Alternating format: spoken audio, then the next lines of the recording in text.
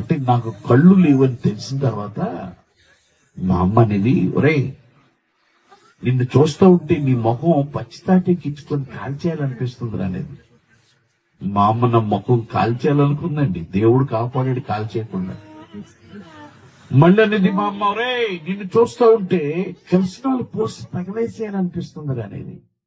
మా అమ్మ నన్ను కిరసనాలు పోసి తగలేసేయాలనుకుంది, దేవుడు అలా తగలేయకుండా కాపాడాడు.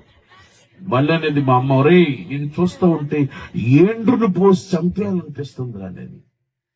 ఏండ్రును పోసి చంపేయకుండా దేవుడు నన్ను కాపాడాడు.